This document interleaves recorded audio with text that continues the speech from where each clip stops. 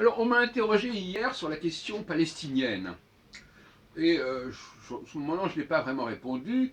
J'ai laissé parler au café Philo McDo Christophe. Mais maintenant, je réponds avec quelques heures de décalage. Je réponds d'ailleurs quelque chose que j'avais déjà dit plusieurs fois, à savoir qu'on ne peut pas mettre sur le même pied le peuple hébreu et les Palestiniens. Hein, bon, ça paraît évident. Il ne faut pas être ridicule. Le peuple hébreu a une dimension biblique majeure, centrale. Toute la religion du livre est axée sur le peuple hébreu, y compris le christianisme et l'islam. Bon. Et à côté, on a le problème des nations, les goïms, les nations.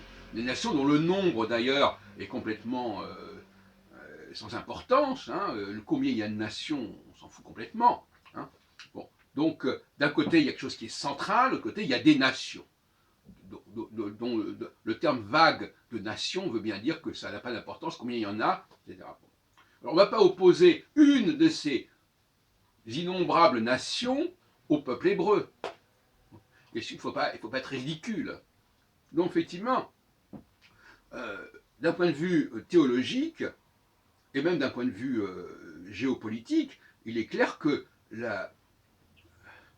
on ne va pas mettre sur le même pied le peuple palestinien et le peuple juif. Là encore, on joue, comme je disais tout à l'heure, sur les mots. D'ailleurs, je parlais de la façon de jouer sur les mots à propos du tous seront ceci ou tous seront cela dans Jérémie 31, en laissant croire que tous, ça ne renvoie pas seulement aux Hébreux, mais à tout au monde entier, ce qui est une fumisterie. Mais là aussi, c'est pareil, le mot peuple est un mot qui est employé dans le peuple hébreu, même si on dit qu'il est un des peuples, il est le peuple élu, parmi d'autres peuples qui existent, mais il ne peut pas être mis sur le même pied que le premier peuple venu, et puis on peut fabriquer un nombre de peuples de façon invraisemblable. Alors le peuple palestinien, le peuple ceci, le peuple cela, etc. Bon, c'est une espèce d'hydre à mille-têtes qui peuvent se reproduire de toutes sortes de façons. Hein. Le peuple corse aussi, pendant qu'on y est, etc. Bon. Donc, c'est une notion de peuple qui est complètement galvaudée et pléthorique. Bon. Donc, effectivement, je pense que il faut rester dans l'esprit de la Société des Nations, qui avait reconnu qu'effectivement, la Palestine, dans sa totalité, en 1917, 1920, 22, était l'endroit du foyer juif. Voilà. Il ne faut pas, comme ont fait les Britanniques, en enlevant un morceau qui est la Transjordanie, puis un autre morceau qui est la Cisjordanie, comme si la Cisjordanie n'était pas un terme qui désignait l'ensemble de ce qui était entre le Jourdain et la mer Méditerranée. Bon, peu importe. Cette façon de couper, de découper, cette façon mesquine de remplir son contrat mandataire, c'est absolument scandaleux. La Société des Nations s'était engagée euh, pour accorder un certain territoire au peuple hébreu, pas seulement le peuple hébreu existant déjà sur place, mais le peuple hébreu qui pouvait venir de partout. Et si ça avait été fait correctement, il n'y aurait pas eu la Shoah. Mais maintenant, les Britanniques ont bloqué le processus, ils ont chipoté par-ci, par-là, et finalement, les Hébreux, les Juifs ont été massacrés sur place, c'est-à-dire en Pologne, etc. Les choses comme elles sont. J'en ai parlé d'ailleurs dans différents cafés philo, McDo, il n'y a pas très longtemps.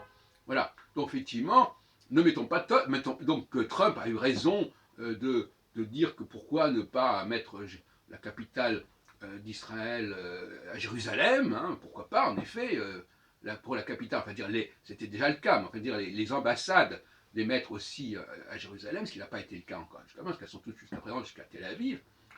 Il y a quelques consulats, il y a un consulat de France à Jérusalem, mais ce n'est pas l'ambassade. L'ambassade, elle est sur le littoral, sur, sur la promenade qui longe la Méditerranée à Tel Aviv. Bon. Donc, effectivement, ça me paraît tout à fait valable. Il faut arrêter de dire n'importe quoi. Bon. Alors, ceux qui veulent réduire Israël à un peuple parmi les autres, c'est une contre-vérité absolue par rapport à la Bible. C'est n'importe quoi. C'est un véritable scandale religieux, etc., qui est intolérable. Bon. Donc c'est ce que je dirais effectivement. Il y a là, si on veut, si on en reste si on s'exclut de la dimension religieuse biblique, on peut dire autre chose, et évidemment, hein, on va dire oui, il y a un peuple, un autre peuple, etc. Bon, la myriade de peuples, bon, pourquoi pas celui-ci, pourquoi pas celui-là. Mais dès qu'on est que des chrétiens ou des musulmans rejette l'idée que le peuple hébreu est un peuple à part, qu'un peuple qui a une dimension supérieure, en quelque sorte, ça c'est un scandale. C'est de la mauvaise foi, dans tous les sens du terme.